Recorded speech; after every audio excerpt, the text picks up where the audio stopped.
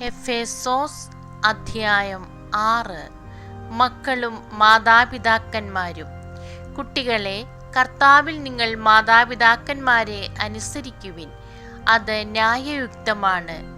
നിങ്ങൾക്ക് നന്മ കൈവരുന്നതിനും ഭൂമിയിൽ ദീർഘകാലം ജീവിക്കുന്നതിനും വേണ്ടി മാതാവിനെയും പിതാവിനെയും ബഹുമാനിക്കുക.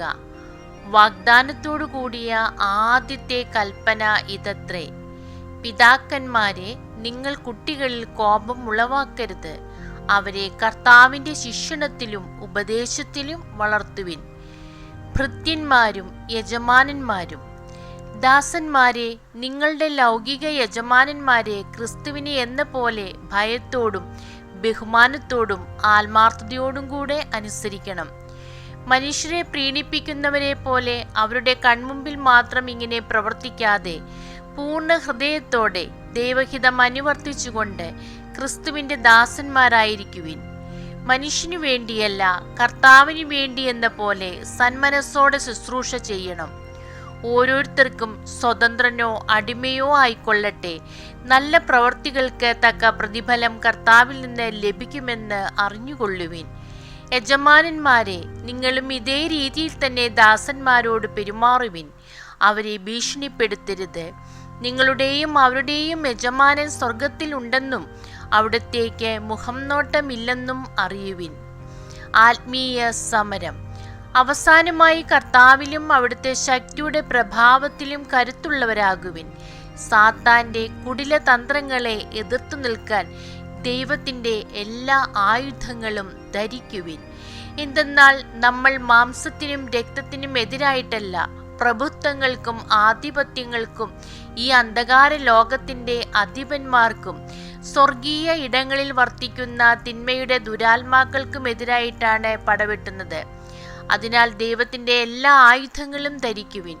തിന്മയുടെ ദിനത്തിൽ ചെറുത്തു നിൽക്കാനും എല്ലാ കർത്തവ്യങ്ങളും നിറവേറ്റിക്കൊണ്ട് പിടിച്ചു നിൽക്കാനും അങ്ങനെ നിങ്ങൾക്ക് സാധിക്കും. അതിനാൽ സത്യം കൊണ്ട് അരമുറുക്കി നീതിയുടെ കവചം ധരിച്ച് നിങ്ങൾ ഉറച്ചു നിൽക്കുവിൻ. സമാധാനത്തിന്റെ സുവിശേഷത്തിനുള്ള ഒരുക്കമാകുന്ന പാദരക്ഷകൾ ധരിക്കുവിൻ. സർവോപരി ദുഷ്ടന്റെ ജ്വലിക്കുന്ന കൂരമ്പുകളെ കെടുത്തുന്നതിന് നിങ്ങളെ ശക്തരാക്കുന്ന വിശ്വാസത്തിന്റെ പരിച എടുക്കുവിൻ. രക്ഷയുടെ പടത്തൊപ്പി അണിയുകയും ദൈവവചനമാകുന്ന ആത്മാവിന്റെ വാളെടുക്കുകയും ചെയ്യുവിൻ. നിരന്തരം പ്രാർത്ഥിക്കുവിൻ. നിങ്ങൾ അപേക്ഷകളോടും യാചനകളോടും കൂടെ എല്ലാ സമയവും ആത്മാവിൽ പ്രാർത്ഥനാ നിരതരായിരിക്കുവിൻ. അവിശ്രാന്തം ഉണർന്നിരുന്ന് എല്ലാ വിശുദ്ധർക്കും വേണ്ടി പ്രാർത്ഥിക്കുവിൻ. ഞാൻ വായ് തുറക്കുമ്പോൾ എനിക്ക് വചനം ലഭിക്കാനും സുവിശേഷത്തിന്റെ രഹസ്യം ധൈര്യപൂർവ്വം പ്രഘോഷിക്കാനും നിങ്ങൾ എനിക്ക് വേണ്ടി പ്രാർത്ഥിക്കുവിൻ. സുവിശേഷ രഹസ്യത്തിന്റെ ബന്ധനസ്ഥനായ സ്ഥാനാപതിയാണല്ലോ ഞാൻ.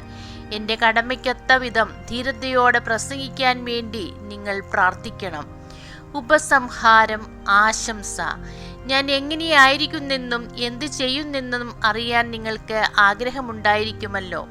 നമ്മുടെ പ്രിയ സഹോദരനും കർത്താവിൻ്റെ വിശ്വസ്ത ശുശ്രൂഷകനുമായ തിക്കിക്കോസ് നിങ്ങളോട് എല്ലാം പറയുന്നതാണ്. ഇതിനു വേണ്ടി തന്നെയാണ് അവനെ നിങ്ങളുടെ അടുത്തേക്ക് അയക്കുന്നത്. ഞങ്ങളുടെ വിശേഷങ്ങൾ നിങ്ങളെ അറിയിക്കുന്നതിനും നിങ്ങളുടെ ഹൃദയങ്ങളെ ആശ്വസിപ്പിക്കുന്നതിനും വേണ്ടി സഹോദരർക്ക് പിതാവായ ദൈവത്തിൽ നിന്നും കർത്താവായ യേശുക്രിസ്തുവിൽ നിന്നും വിശ്വാസപൂർവമായ സ്നേഹവും സമാധാനവും. നമ്മുടെ കർത്താവായ യേശുക്രിസ്തുവിനെ സ്നേഹിക്കുന്ന എല്ലാവർക്കും കൃപയും നിത്യജീവനും ഉണ്ടാകട്ടെ. ദൈവമേ, സ്തുതി അങ്ങേക്ക് യോഗ്യമാകുന്നു.